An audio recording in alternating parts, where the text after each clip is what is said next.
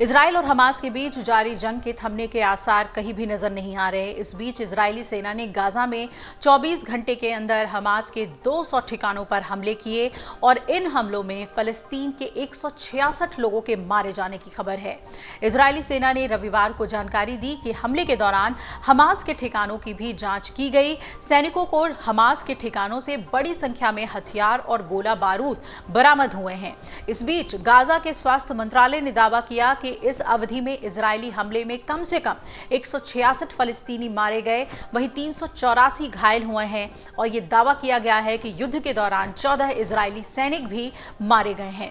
Israeli सेना ने रविवार को बताया कि उत्तरी गाजा का एक आवासीय भवन वास्तव में हमास का हथियार गोदाम था। सैनिकों को तलाशी के दौरान वहां बच्चों के अनुकूल विस्फोटक क्षेत्र, दर्जनों विस्फोटक, सैकड़ों ग्रेनेड और खुफिया दस्तावेज बरामद हुए हैं। ये भवन स्कूलों, एक क्लिनिक और एक मस्जिद के बगल में बताए जा रहे हैं। इजरायली सेना ने यह भी बताया कि दराज तुफाह में अभियान के दौरान एक स्कूल की तलाशी ली गई, जहां से बड़ी संख्या में हथियार बरामद हुए। इनमें रॉकेट्स और अन्य उपकरण भी शामिल थे जो हमास की नौसेना कमांडो यूनिट के थे।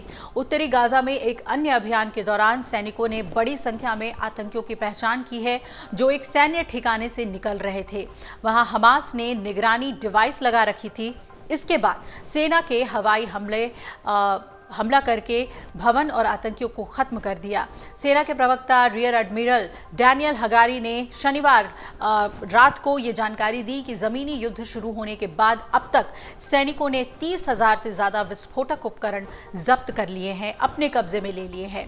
इनमें एंटी टैंक मिसाइलें और रॉकेट्स भी शामिल हैं। उन्होंने बताया कि गाजा में बड़ी संख्या में हथियार मौजूद है।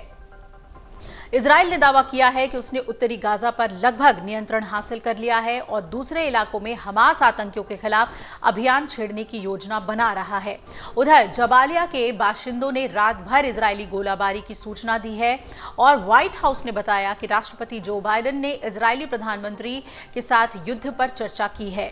इस दौरान बाइडेन ने नागरिकों और मानवीय मदद का समर्थन करने वाले लोगों की सुरक्षा की आवश्यकता पर भी जोर दिया। इजरायली प्रधानमंत्री बेंजामिन नेतन्याहू ने उस रिपोर्ट को खारिज कर दिया है जिसमें यह दावा किया गया था कि अमेरिका ने इजराइल को इस बात पर राजी कर लिया है कि वो साप्ताहिक कैबिनेट बैठक के दौरान सैन्य अभियान का विस्तार नहीं करेगा।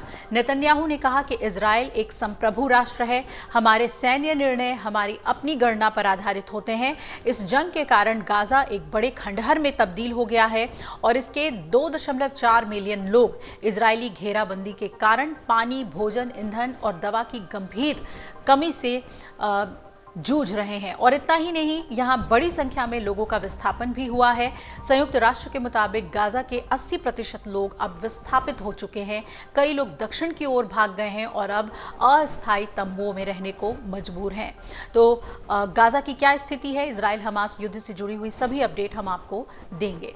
अगर आप ये वीडियो YouTube पर देख रहे हैं तो हमारे चैनल को सब्सक्राइब करें और बेल आइकन को दबाना ना भूलें। अगर आप Facebook पर ये वीडियो देख रहे हैं तो हमारे पेज को लाइक करें।